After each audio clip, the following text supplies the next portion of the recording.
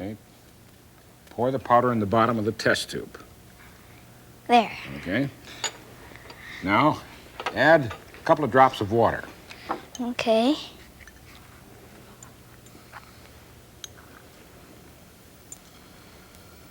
See what's happening?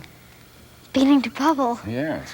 Okay, you want to put the water down, because we'll let the test tube fill up, and I'll light this punk. Meanwhile, I want you to tell me about oxygen.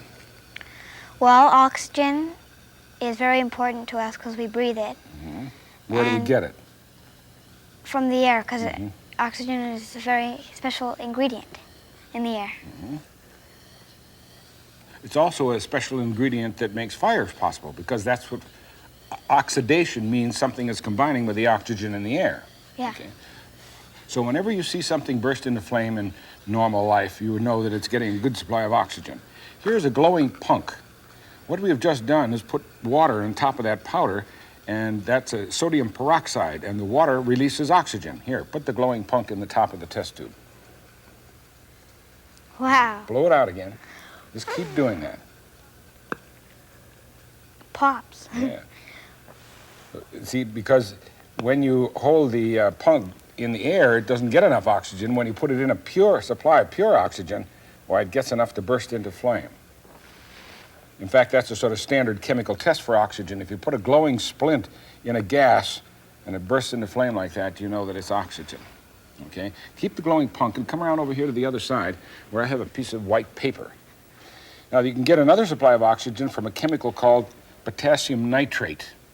By the way, you shouldn't try any of these at home because of the fire, all right? Okay, in this case, I dissolved the potassium nitrate in water and used it as a paint to paint on this piece of paper. What do you see? Nothing, just these dots. Yeah, black dots. Well, I put those black dots in the middle of a trail. Touch the glowing punk to that black dot right there. Now give me the punk, and I'll start one over here. Now, you see what's happening?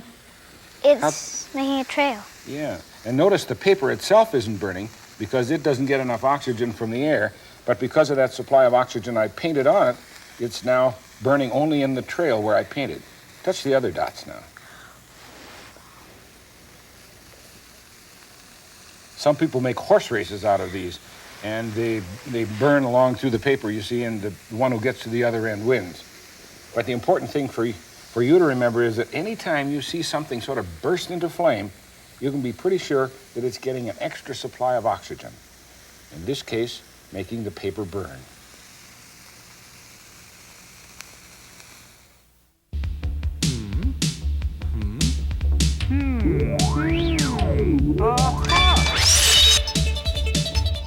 I assume you've seen one of these before, Angela? Yeah, that's the middle of a paper towel roll. Mm-hmm. Notice I have cut it with a razor blade around those spiral lines that are like that, because I want you to open it up. And then, but before you do, decide which of these three figures it could possibly be. Sort of a puzzle in conceptual geometry. Well, this one's a rectangle, and I know that because these two sides are parallel, and these two sides are parallel, and they all have 90-degree angles. Okay. This one's a parallelogram because these two sides are parallel, and these two sides are parallel, but they don't have 90-degree angles. Mm-hmm. And this one's a trapezoid because these two sides are parallel, but these ones aren't, and they don't have 90-degree angles either. Okay, so which is it going to be when you open the paper tube? Parallelogram, rectangle, or trapezoid? I think it'll look like the parallelogram. Okay, go ahead. Open it up. Put it right down here.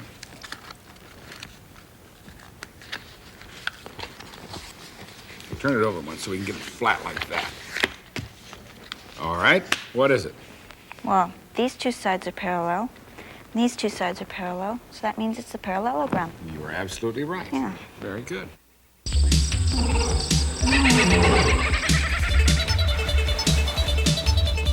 This plane is on an unusual mission. A bomb run in the Rocky Mountains of Colorado. The target is that lake down below. The pilot, Wayne Russell of the Colorado State Division of Wildlife, starts his dive. He has to be about 100 feet over the water and flying no faster than 80 miles per hour. Then, bombs away. what falls to the lake is a fine mist. The bombs are living fish, greenback trout that have been raised in a hatchery. Because there are no roads in this remote area of the mountains, the only way to stock the lake is with a fish bomb run.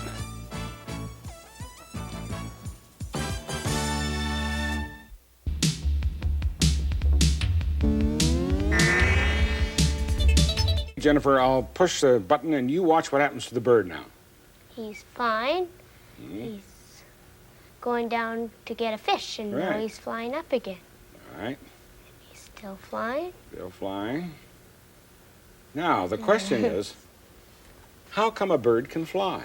A lot of people have wondered about that because it looks like he's sort of, well, maybe rowing through the air. It does. Or swimming or something. In fact, you remember way back in the olden days, the inventors even tried to put wings on people and they flapped them to try to fly. Yes.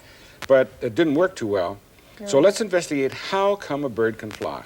First, you remember this simple experiment. Yes. Yeah, you blow over the top and the paper goes up. Why? Because you're lowering the air pressure at the top, and it stays the same at the bottom, so it just stays It pushes it up, right.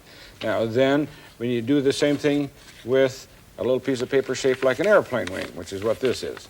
Blow over the top of that. up. It does the same thing. Same thing, right. And the shape is very important. Thick at the front, Like sort of a tapering wing. back like this. Okay, here is a bird's wing. Mhm. This is the wing of a pigeon. And if you look at it sort of sideways like this, if I hold it, you see how it's shaped like a wing. Isn't it Yes, amazing like- that a wing it should be is a shaped like a wing. wing? Yes, it's a wing. Well, as the air goes over the top of the wing, lower pressure here, that makes the lift. So all the bird has to do is fly forward. But how does he go forward? That's the big question. How does he go forward? How does an airplane do it? Well, it's propellers. Yes. Right. As the propeller goes around, what happens? It lowers the pressure, and here it lowers the pressure, and here it pushes it. Because this is the forward. same thing as a wing, except it's this way, and as it goes around, lower pressure here, and it's pushed forward. Well, take a close look at that bird flying again. Okay. But this time, look at the wingtips. Okay, first I'll back them up. Goes back up. There, now let's have him go forward and take a good close look at him fly. Here he comes. He's going to pick up the fish again. He's got Okay, it. now watch him as he comes around towards us right about in here. Watch. I'll slow it down. I'll go one frame at a time. All Watch right. the ends of his wings. Did you see anything? No. They're like fingers, about 5 or 6 of them. Yes. Now see his left wing? Now watch his right wing.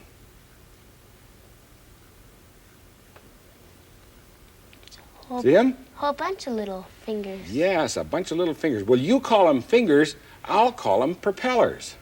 Okay. That's exactly what they are. The wing-tip feathers act as propellers and pull the bird through the air just like an airplane does. So that's what makes a bird fly.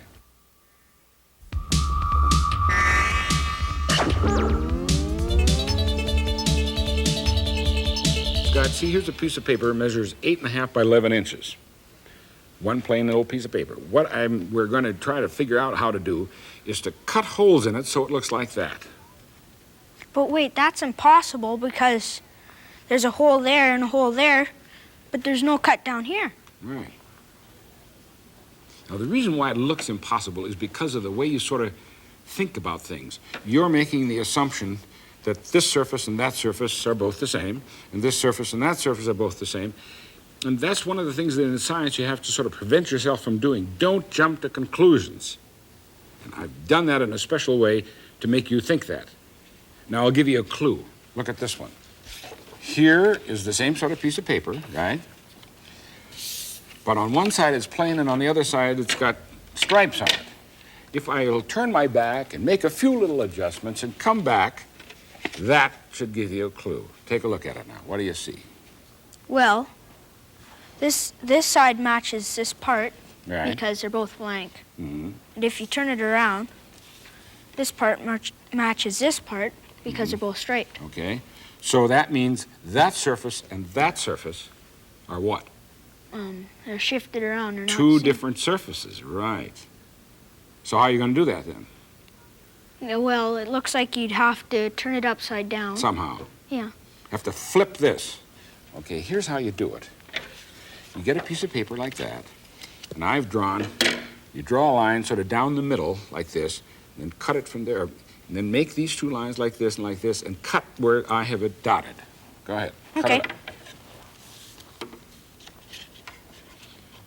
Notice you're making all the cuts on the same surface. 1.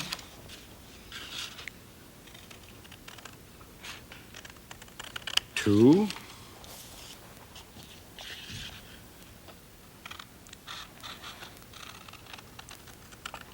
3.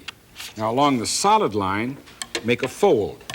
Bring this piece up and fold it that way. Okay. That's kind of the normal way. You say, hey, that makes some sense, right? Now, what did you say we had to do with one surface? Turn it upside down. Okay, turn one surface upside down. Now fold it the other way. And there you are. Right? Impossible holes. Impossible holes. Congratulations, you just made 2 impossible holes.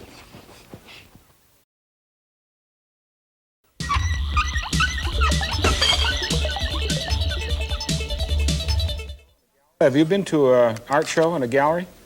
Yeah, where you walk around and look at all the pictures. Yeah, and sometimes you have a program and you look Yeah. at the artist's work. Well, I'd like to invite you to a private showing of my own artwork. Your artwork. There it is on the refrigerator. I don't have a catalog yet or any kind of descriptions, so you'll have to use your own imagination. The one on top is the only one I think I really have a title for, and that's Thin-Nosed Moose. Yeah, I can see it here with the antlers and everything.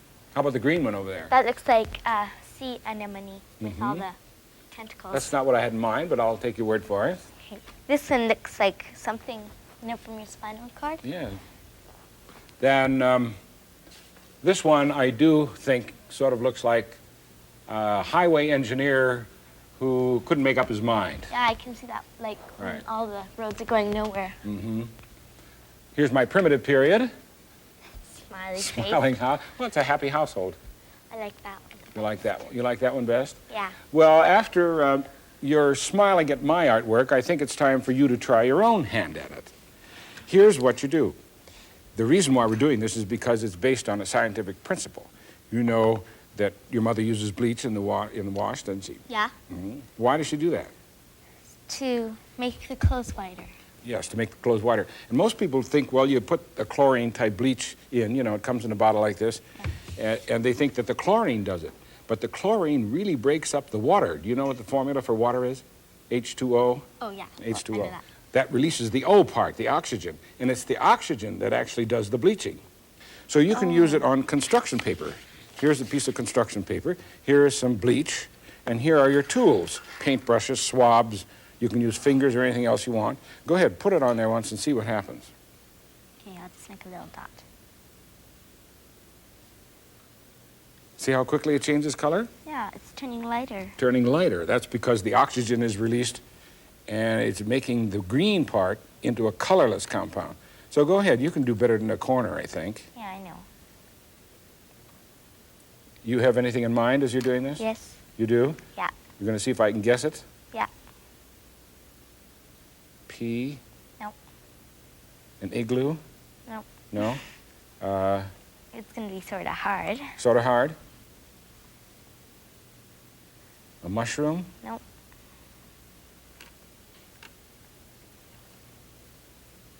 I know. What? An octopus. Nope. No? No, only It's- 4 arms so far. It's sort of like an octopus. Sort of like an octopus? And it's got little things up here. Little things like that? And it's jelly. I give up. It's a jellyfish. It's a jellyfish. Ah, I was right. Anyway, you can have a lot of fun. You try the various colors because not all colors will bleach. I found this brown and the green and the purple and whatnot are best. Some of the colors don't bleach at all, but you can use this scientific principle of releasing oxygen from water in order to do bleach art. Do you mind if I add this to my collection? Nope. Okay, I'll put it right here.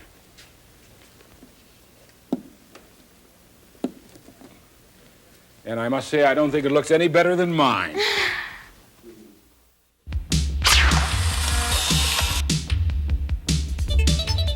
You've heard the wolf in sheep's clothing story.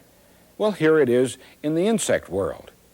What look like balls of wool are the so-called woolly aphids, small insects that suck plant juices. Ants milk the aphids for the sweet liquid they excrete and attack and kill any insect that might prey on the aphids. But hidden in the picture is an insect that eats aphids. It's an unusual example of a predator that disguises itself as its prey. If you have trouble spotting it, so do the guarding ants. But there it is right there. The insect wolf in sheep's clothing, the lacewing larva that has covered itself with wool from the aphids to fool the ants and safely eat aphids.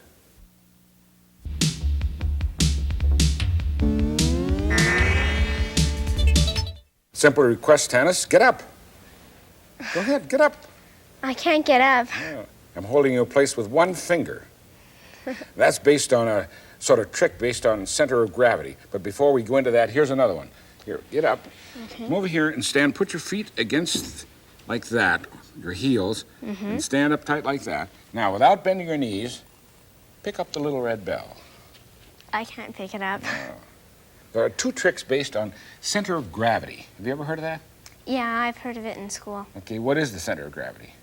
The base of where you're standing or something. Something like that? Yeah. Well, maybe we ought to really take a good close look at it so I'm sure you understand it.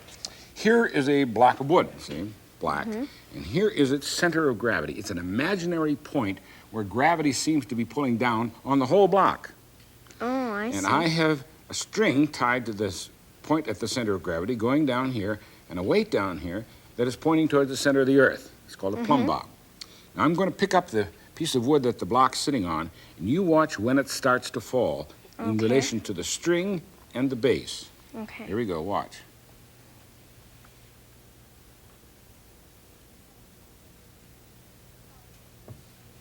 It falls just as the line passes the base. Right.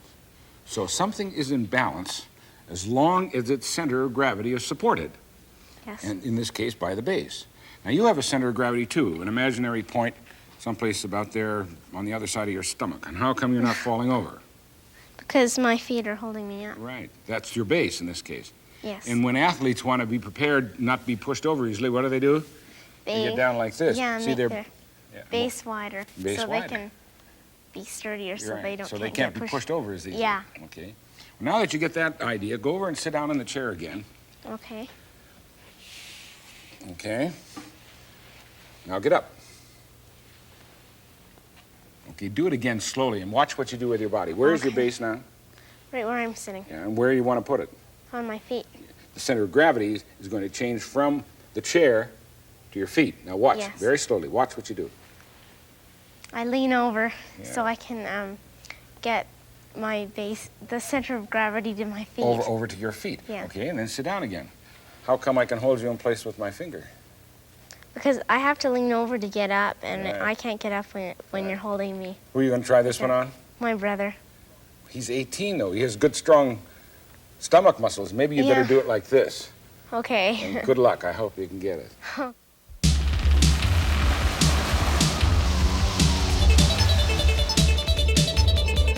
Here's a frontier in explosions.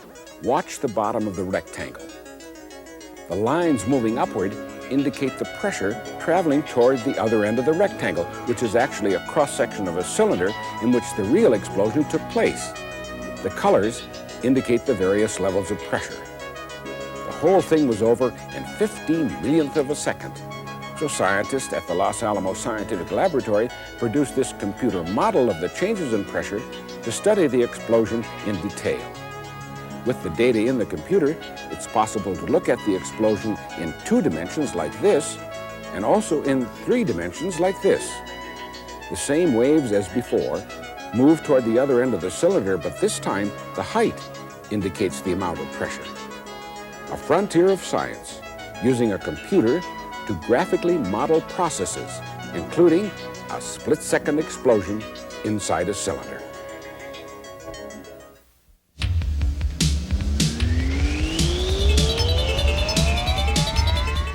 Kristen, have you ever put out a fire? No, but I've seen my parents do it. What happened? Well, there was a fire on the oven, and my father got a fire extinguisher, and he sort of played around with the top, and then this sort of white powdery stuff went onto the fire, and then it sort of died out. Yeah. That probably was sodium bicarbonate, baking soda, because when you heat that up, some carbon dioxide gases give off, and that puts out the fire. And I have some of that very same white powder dissolved here in the water in this jar. Okay. Now, we're going to add this eventually. Smell that. Vinegar. Okay. You want to pour it in the test tube? Okay.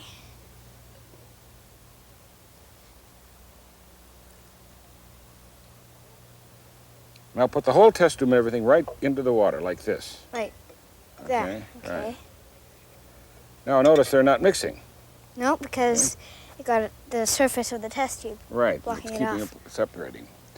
Now if I put the stopper on good and tight like this, the fire extinguisher is ready to go. See the paper at the other end of the table? Yeah. I'm going to go light it. Then I want you to take this fire extinguisher as soon as you think you're ready, turn it up and down, shake it vigorously a couple of times, and point this little nozzle right at the fire. What should happen? The vinegar Sodium, and the sodium bicarbonate. yeah, yeah. will mix and form a gas, Mhm. but the water will block it off, so it'll come out as liquid. As long as you keep it turned down this way so that you keep the other end of this stopper covered with water. Okay, are you ready? Yeah. Okay. You want to go round about over there. I'll light the fire.